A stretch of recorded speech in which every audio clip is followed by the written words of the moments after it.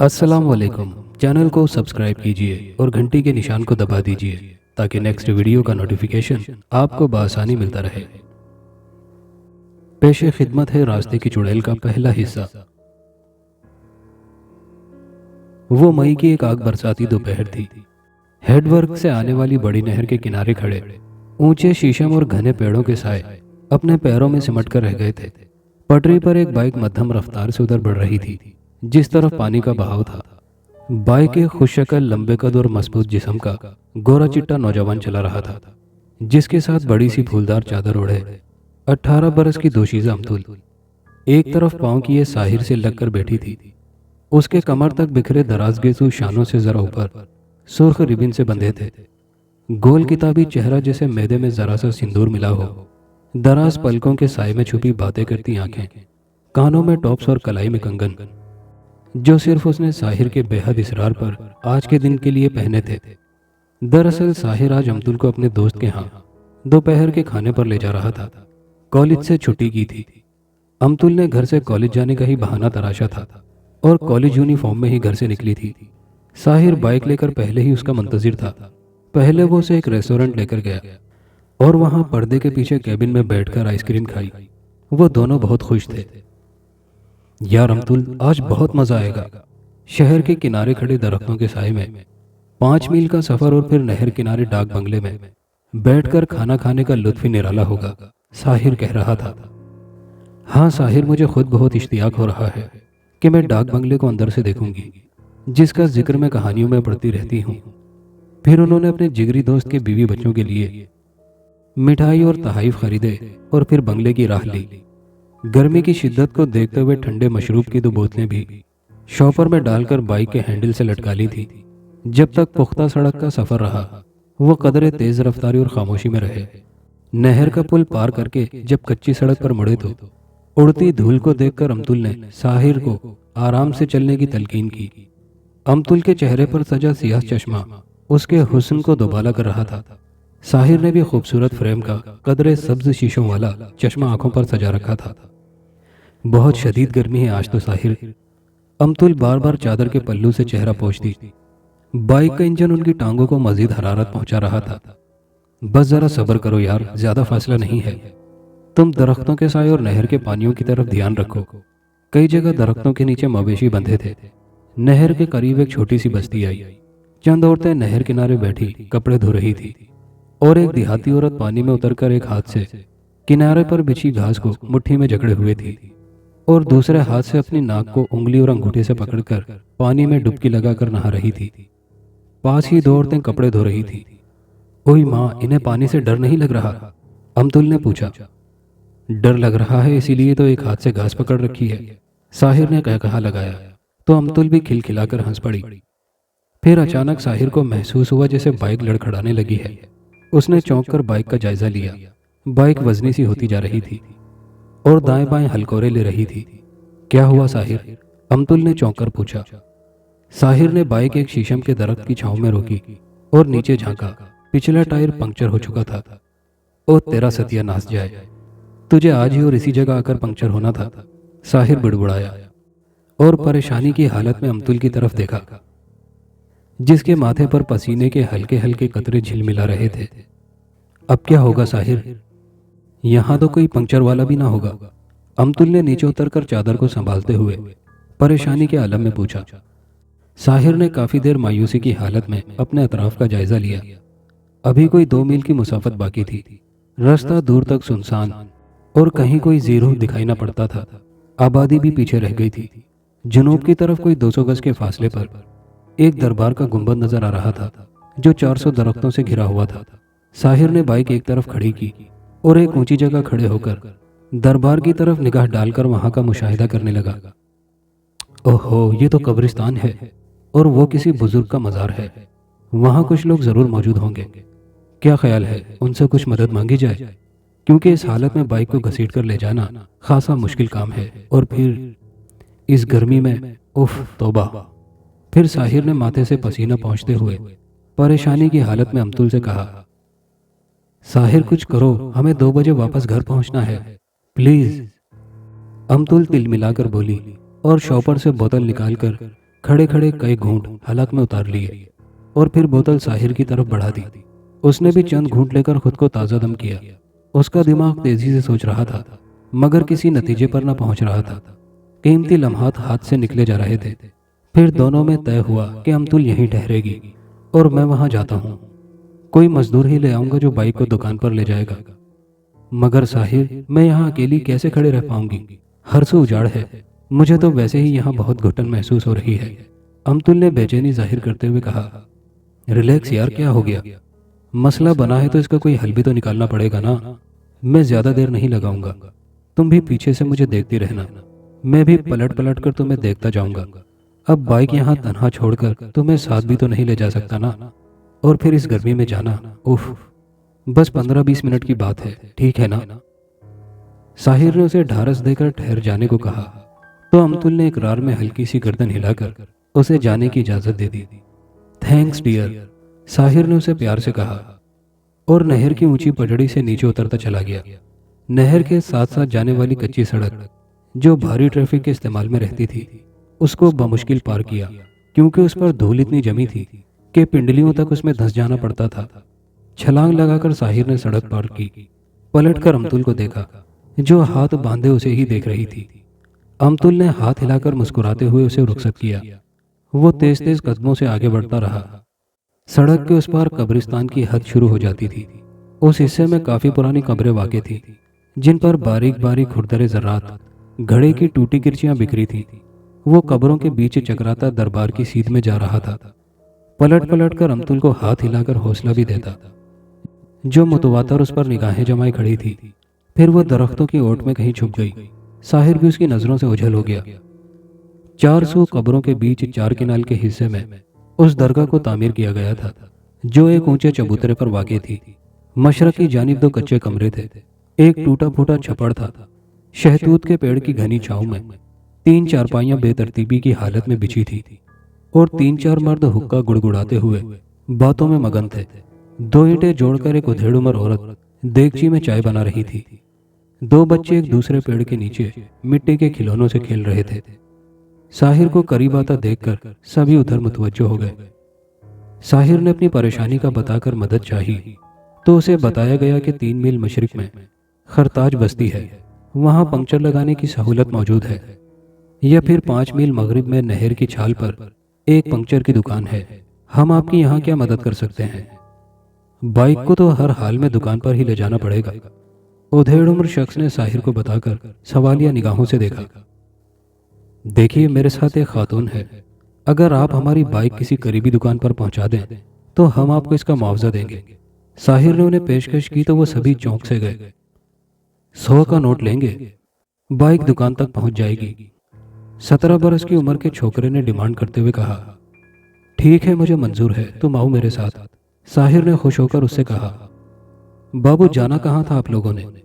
उधेड़ उम्र शख्स ने साहिर से पूछा। हम दरअसल शहर से आ रहे हैं और बंगला माछी सिंह जा रहे थे कि बाइक पंक्चर हो गई। वो बंगला तो यहाँ से करीब है, मगर पंक्चर तो उधर नहीं लग सकेगा, उधेड़ उम्र शख्स ने कहा और हुक्का गुड़गुड़ाने लगा। ओ ध्यान से जाना कूबे, चादर भी ले ले, बहुत गर्मी है, हशर हो जाएगा जाने तक तेरा। कुछ नहीं होता बाबा, मैं चला जाऊंगा। लड़के का नाम शायद याकूब था, जो उसे कूबे के नाम से पुकारा जा रहा था। उसने चारपाई के नीचे से अपना पुराना सा जूता निकाला, मलगजा सा साफा सर पर ओढ़ा और उसे अपने ताकुब में आने का इशारा दिया। वो दरगाह से निकलकर कब्रिस्तान में चकराती एक राहगुजर पर नहर की जानिब बढ़ रहे थे। कोई 10 बजे का वक्त होगा, मगर लगता था सूरज सवा निज़े पर आन पहुंचा है और तंदूर की तरह जल रहा है। साहिर कूबे के ताकुब में था कि वो दोनों परिंदों की चहकार पर चौंक कर मुतवज्जा हुए और शुमाल मगरबी हिस्से की तरफ देखा तो अजीब मंजर दिखाई दिया। वो ऊंचे लंबे कद की एक औरत थी, जिसने सियाह लिबास पहन रखा था। सर के बाल उसकी पीठ तक पहुंच रहे थे। वो सर झुकाए छोटे छोटे कदम उठाती मशरिक की तरफ कब्रों के बीचों बीच बढ़ रही थी और 8-10 मैना चिल्लाती हुई उसके सर के ऊपर उड़ती चली आ रही थी। कूबे के कदम जाम हो गए। साहिर भी ठहर कर सहरज़दा निगाहों से वो पुरस्रार मंजर देखने लगा। मैना किसी सांप को देखकर चिल्लाती हैं या किसी पुरस्रार चीज को देखकर वावेला करती हैं। बाबू साहब, चुड़ैल देखी है तुमने कभी? कुबे ने धीमी आवाज में साहिर से पूछा था।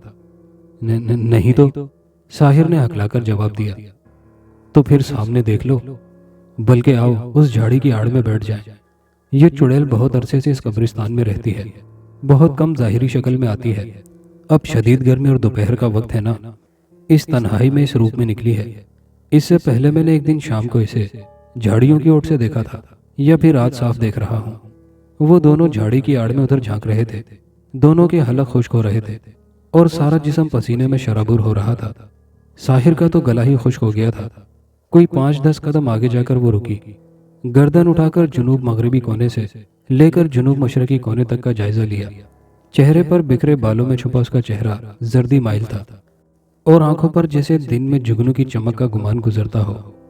फिर उसकी निगाह सीधी उस जगह आकर ठहर गई जहां ये दोनों छुपे थे। इधर ही देख रही है, सर झुका लो। कुबे की आवाज में थरथराहट थी, वो भी खौफ से अदमुआ हो रहा था। मैनाओं के चिल्लाने की आवाजें बदस्तूर सकूत में डूबी फिजा में इर्ताश पैदा कर रही थी। बड़े जां गुसल लम्हात थे। साहिर अमतुल की वजह से बहुत परेशान हो रहा था। फिर उन्होंने चोर सी निगाहों से उधर झांका तो उसकी पुश्त नजर आई। वो शहर की जानिब जा रही थी। फिर उसी लम्हे वो किसी छलावे की तरह गायब हो गई। कुछ लम्हे सकूत में गुजर गए तो वो दोनों एक साथ उठे। मैना उसके रूपोश हो जाने के बाद भी चंद लम्हों तक बुलंद आवाज में चिल्लाती रही। फिर नहर के दरख्तों की तरफ उड़ गई। फिजा में सन्नाटा छा गया था। उफ मेरे खुदा, बड़ी जालिम होती हैं ये चुड़ैल, जिससे चिमट जाए फिर उसकी जान नहीं छोड़ती। कुबे ने आगे बढ़ते हुए साहिर को बताया। साहिर उसकी बात भी सुन रहा था, मगर उसकी ज्यादा तवज्जो उधर थी जहां उसकी अमतुल उसका इंतजार कर रही थी, मगर अब वो उसे दिखाई न दे रही थी। वो एड़ियां उठा उठाकर झाड़ियों और दरख्तों की ओर से अमतुल को झांकने की कोशिश कर रहा था। उसके हवास पर चुड़ैल का खौफ छाया था। वो बार बार उधर ही पलट कर देख रहा था जहां जरा देर पहले चुड़ैल को चलते हुए देखा था। कितना पुरस्कार चेहरा था उसका, और चलने का अंदाज लगता था जैसे रिमोट पर कोई इंसानी मुजस्मा हरकत कर रहा हो। जरा देर बाद ही वो नहर के दहाने पर आ पहुंचे। अमतुल कहीं दिखाई न दे रही थी। जाने क्यों साहिर की छठी हिस्स बार बार भड़क कर उसे किसी खतरनाक हादसे की इत्तला दे रही थी। वो बार बार गला तर करने की कोशिश कर रहा था। उसकी शर्ट पसीने से तरबतर हो चुकी थी और चेहरे से पसीना बूंदे बनकर टपक रहा था। हलक में प्यास से कांटे चुभ रहे थे। उसके बूट और पतलून का निचला हिस्सा खाक में लिथड़ चुका था। उसकी मुतजस्सिस निगाहें नहर पर खड़े दरख्तों के बीच किसी को बेकरारी से ढूंढ रही थी। शायद कहीं थक कर बैठ गई हो। उसका दिल तेजी से धड़क रहा था। उसकी इस पुरहौल सूरत हाल से जान लबों तक आ पहुंची थी। वो चिल्ला उठा, अमतुल, मगर उसकी आवाज गले में ही कहीं रुंध गई। कुबे ने पलटकर उसे हैरत से देखा। क्या हुआ बाबू? मगर वो उसे जवाब देने की बजाय दोनों हाथों की हथेलियों को लबों के इर्द गिर्द फैलाकर जोर से चिल्लाया, अमतुल कहाँ हो? अब उसकी आवाज सामने खड़े पेड़ों तक जरूर पहुंच गई थी, मगर उधर गहरी खामोशी और रूह फरसा सन्नाटा था। कुबे ने उसका बाजू पकड़ा। वो बुरी तरह लड़खड़ा रहा था और उसकी सांसें बुरी तरह फूल रही थी। वो गिरने को ही था कि कुबे ने उसे दोनों हाथों से अपनी बाहों के दायरे में ले लिया। कच्ची सड़क पर खाक का दरिया बमुश्किल पार कराया। अब वो नहर की पटरी पर चढ़ रहे थे। वो कुबे की बाहों में हाँफता हुआ बमुश्किल पटरी पर पहुंचा। कोई 20 गज के फासले पर उसे अपनी बाइक नजर आई।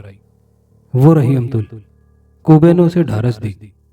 अमतुल खाक पर पांव फैलाए शीशे के तने से टेक लगाए बैठी थी। उसका सर बुरी तरह नीचे झुका हुआ था। साहिर ने कुबे को परे धक्का दिया और लड़खड़ाते कदमों से अमतुल की तरफ भाग पड़ा। अमतुल, अमतुल क्या हुआ तुम्हें? वो उसे सदाएं देता हुआ आ रहा था, मगर अमतुल का वजूद साकिन था, जिसमें जर्रा भर भी जुम्बिश न हुई। कुबा भी तेजी से वहां तक पहुंचा। साहिर घुटनों के बल अमतुल के करीब पहुंचकर गिर सा गया और दोनों हाथों से उसका चेहरा थामकर ऊपर उठाया और धोखने की तरह अपनी फूलती सांसों से पूछा, क्या हुआ अमतुल?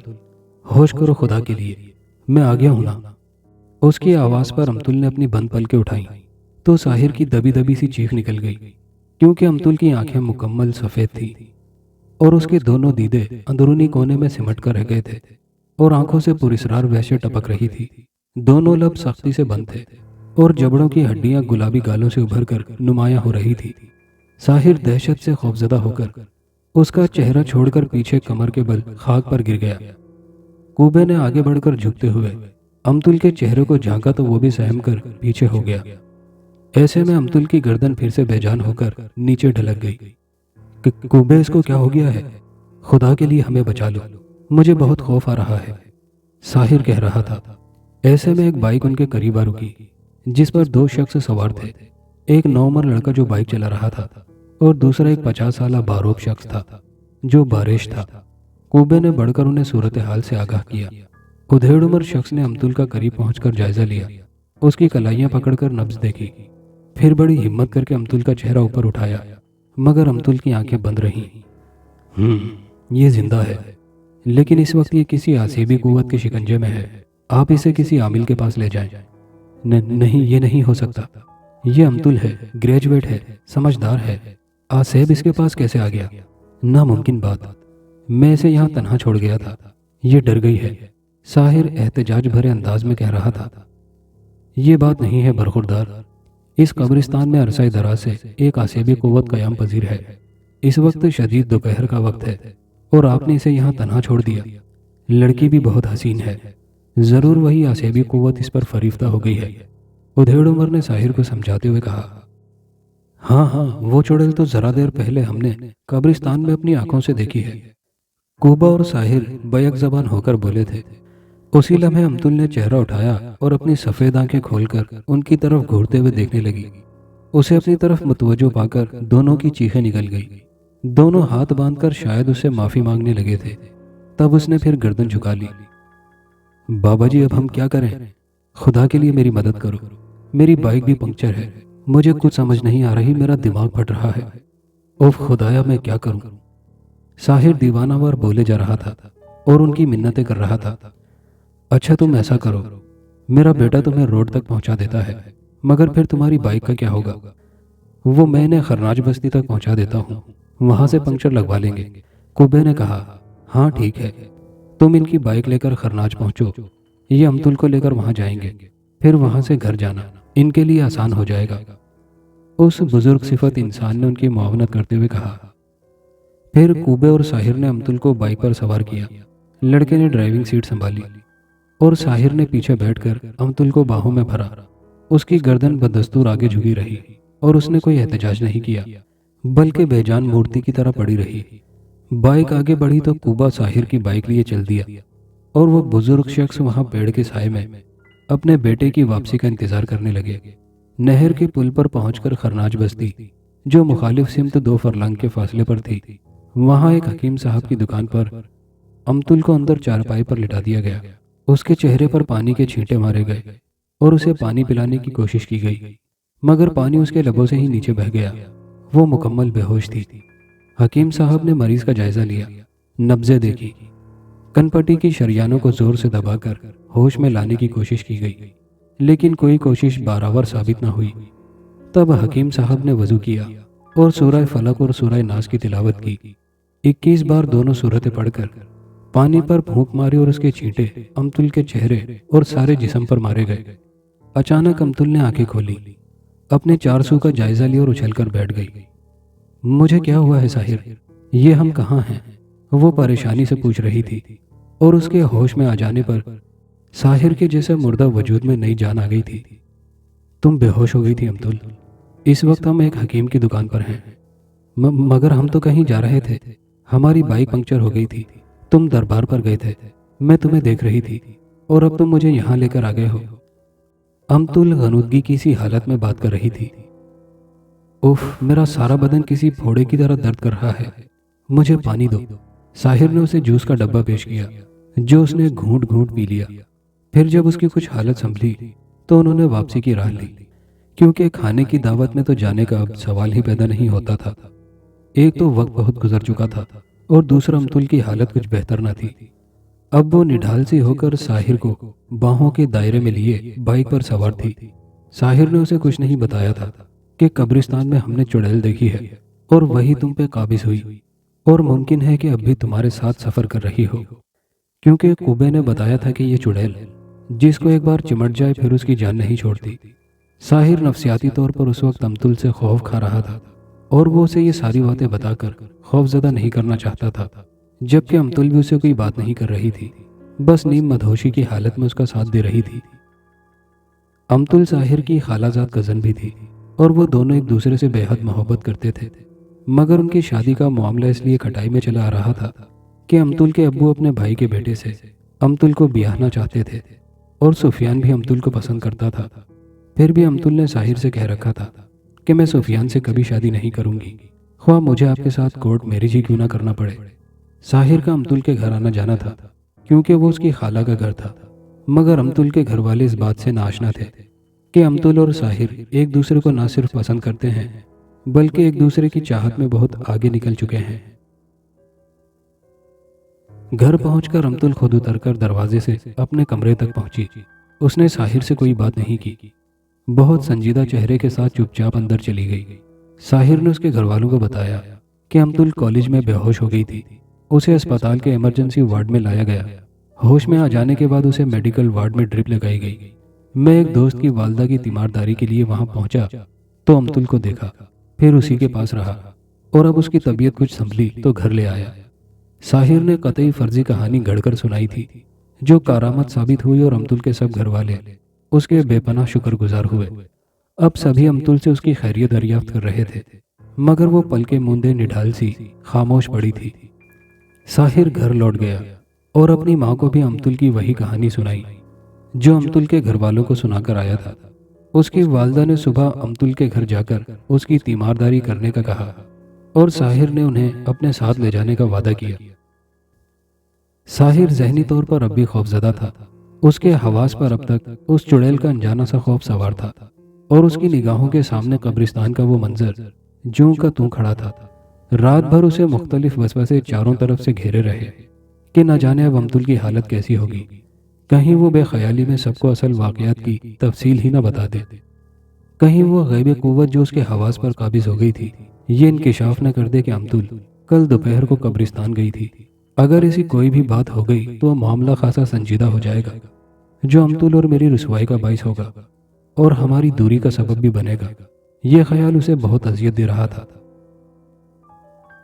शाम का अंधेरा फैलने तक अमतुल उसी तरह नीम बेहोशी की हालत में पड़ी रही। न उसने कुछ खाया न पिया, न किसी से बात की। सब घर वाले परेशान थे। शाम को उसके अब्बू एक डॉक्टर साहब को ले आए। डॉक्टर ने मुआयने के बाद बताया कि बस कमजोरी है, विटामिन की कमी हो रही है। उबला हुआ अंडा, सेब और दूध का गिलास दो। इसे मेडिसिन की ज़रूरत नहीं, सिर्फ अच्छी खुराक की ज़रूरत है जो इसकी गिरती सेहत को संभाल सकेगी।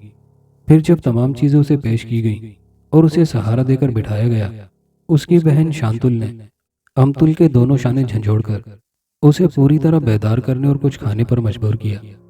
अचानक अमतुल ने चेहरा उठाकर धीरे धीरे गर्दन घुमाते हुए इर्द गिर्द का जायजा लिया। उसकी आंखें मुकम्मल सफेद थी और रुखसारों की हड्डियां नुमायां हो रही थी। बाजी, खुदा के लिए होश करो, कुछ खा लो, आखिर तुमको हुआ क्या है? शांतुल उसे झंझोड़ते हुए कह रही थी। ऐसे में अमतुल ने आंखें खोलकर अपने चारसू झांका तो सब उसकी सफेद आंख देखकर खौफजदा हो गए। ऐसे में अमतुल का दायां हाथ उठा और एक जन्नाटेदार थप्पड़ की सूरत में शांतुल के रुखसार पर हथौड़ा बनकर बरसा। थप्पड़ इतना वजनी था कि पटाख की आवाज पूरे कमरे में गूंज गई। शांतुल की चीख भी न निकली, बस एक हल्की सी आह के साथ उसकी गर्दन बाएं जानिब झुकती गई और वो बेड से नीचे फर्श पर धम से आ गिरी। उसके अम्मी अब्बू भैया भाभी उस वक्त पास ही खड़े थे। सभी की चीखें निकल गई और सभी भागकर कमरे से बाहर आ गए। अमतुल की अम्मी और अमतुल की भाभी लरसती हुई आवाज में चीखों पुकार कर रही थी। अड़ोस पड़ोस के लोग भागकर उनके घर पहुंचे। कमरे के अंदर से मुख्तलिफ आवाजें आती रही जैसे फर्नीचर और बर्तन गिराए गए हों। फिर गहरी खामोशी छा गई। अमतुल पर आसेब आ गया है, उसकी आंखें सफेद हो गई हैं। शांतुल को उसने थप्पड़ मारकर बेहोश कर दिया है। 2-3 लड़के हिम्मत करके अंदर कमरे में दाखिल हुए। अंदर का मंजर अजीब हो रहा था। मेज उल्टी पड़ी थी, सोफा बेड औंधे मुंह गिरा था, कुर्सियां नीचे ऊपर एक दूसरे से उलझी पड़ी थी। अमतुल के लिए जो खाने की चीजें उसे दी गई थी फर्श पर बिखरी पड़ी थी। अलमारी का शीशा टूटा हुआ, बर्तन फर्श और बेड पर बिखरे हुए थे। हर चीज कमरे की उलट पलट दी गई थी और शांतुल फर्श पर औंधे मुंह लेटी थी और उस पर पेडिस्टल फैन इस शक्ल में गिरा था कि उसका परों वाला जंगला उसकी कमर पर गिर चुका था और अमतुल एक कोने में पांव फैलाए, बाजू गोद में रखे, गर्दन नीचे झुकाए बेहिसो हरकत बैठी थी। बड़ा सनसनीखेज मंजर था। लड़कों ने शांतुल को पंखे के नीचे से निकाला और बाहर ले आए और उसे बमुश्किल होश में लाया गया। बस्ती में तावीज गंडा करने वाले कामिल बाबा का बड़ा चर्चा था। फौरन उसे बुलाकर सारी सूरत हाल से आगाह किया गया। साईं बाबा ने दावा किया कि अभी अपने अमल से आसेबी कुव्वत पर काबू पा लेगा। ये तो हमारा रोजमर्रा का काम है। साईं ने फौरन अगरबत्तियां लाने को कहा। मिट्टी का चिराग जलाया, माचिस ली, खुले मुंह के बर्तन में पानी रखवाया, तेजधार छुरी ली और अंदर पहुंचकर सब चीजों को दुरुस्त हालत में रखवाया। अगरबत्तियां जलाई, कुछ देर तक खड़े होकर पढ़ाई की, फिर अमतुल के गिर्द छुरी से हिसार बनाया और छुरी हाथ में लहराते हुए अमतुल पर दम झाड़ करने लगा। साथ साथ छुरी से अमतुल के सारे वजूद पर दायरा बनाते पढ़ाई करने के साथ साथ पानी के छींटे उसके जिस्म पर फेंकता। सारा घर मर्दों और औरतों से भर गया था। सब बड़े तजस्सुस से ये मंजर देख रहे थे। कमरे में साईं बाबा अकेला अमतुल के पास था। बाकी दरवाजे में तमाशाई बनकर खड़े थे। औरतें और घर के सभी फर्द अंदर जाने की हिम्मत नहीं रखते थे, मगर वो बड़ी बेताबी से नतीजे का इंतजार कर रहे थे। कोई 10 मिनट का अरसा गुजरा होगा कि अचानक किचन की छत से एक सियाह रंग की कदावर बिल्ली ने नीचे छलांग लगाई। सब उधर मुतवज्जो हुए। बिल्ली ने अपने जिस्म के सारे बाल सीधे खड़े किए और इतने खौफनाक अंदाज में चिंगाड़ भरी कि सब लरस गए। उसने जस्त भरी और सीधी उस कमरे की तरफ लपकी जिसमें अमतुल मौजूद थी और दरवाजे में बहुत से लोग खड़े थे। बिल्ली ने चिंगाड़ कर उनको ललकारा। सभी डरकर पीछे आंगन में लपके और बिल्ली छलांग कर अंदर पहुंची और दरवाजे से जो छलांग ली और सीधी साईं बाबा की गर्दन से जा लिपटी। अगले पांव से उसने साईं बाबा की गर्दन दबोच ली और पिछले पांव तेजी से उसकी छाती पर बिजली किसी तेजी से चलाने लगी। नोकीले नाखून थे। पल भर में उसने साईं बाबा के कपड़े फाड़कर उसकी छाती लहूलुहान कर दी। इस अचानक उफ्ताद पर साईं बाबा को सुध-बुध ही न रही। छुरी उसके हाथ से गिर गई। वो चीखा जरूर था, मगर फिर उसकी गर्दन को इतना सख्ती से दबोचा गया कि उसकी आवाज गले में ही घुटकर रह गई। वो कमर के बल फर्श पर गिरा और हाथ पांव मारते हुए बिल्ली को दोनों हाथों से दबोचकर खुद से अलग करने की कोशिश करने लगा। उसके गले से खरखराहट की आवाजें निकल रही थी और वो फर्श पर लोट-पोट होते हुए माही बेआब की तरह तड़प रहा था। बिल्ली घुराते हुए उस पर हमलावर थी और लगता था कि उसकी जान लेकर छोड़ेगी। बिलाखिर शहबाज नामी 20 साला नौजवान ने हिम्मत की और कुल्हाड़ी लेकर अंदर पहुंचा और अंधाधुंध बिल्ली पर हमला करते हुए कुल्हाड़ी के दस्ते से उसकी कमर पर जरबे लगाने लगा। बिल्ली ने 2-3 डंडे खाकर साईं बाबा को छोड़ा और शहबाज पर हमलावर होने की कोशिश की, मगर शहबाज ने उसके तेवर देकर कुल्हाड़ी का भरपूर वार किया। कुल्हाड़ी सीधी बिल्ली के सर पर पड़ी और खून का फव्वारा उबल पड़ा। बिल्ली दहशतनाक आवाज में चीखी और नीचे गिर गई। तब तक उस पर दूसरी जरब जो उसकी अगली टांगों पर पड़ी थी, फिर भी उसने जस्त भरी और उछलकर शहबाज पर हमला किया। वो तेजी से एक तरफ हटा और बिल्ली दरवाजे में जा गिरी। शहबाज ने पलटकर तीसरी बार उस पर कुल्हाड़ी चलाई, मगर वो नीचे गिरते ही आंगन की तरफ लड़खड़ाते हुए भाग पड़ी। शहबाज पीछे भागा। बिल्ली हवेली के दरवाजे से भागी थी। शहबाज ने उसका ताकुब किया, मगर अभी 2 कदम ही उठाए थे कि मुंह के बल जमीन पर गिर गया और गिरते ही सकते में चला गया। सब भागकर उसके करीब पहुंचे।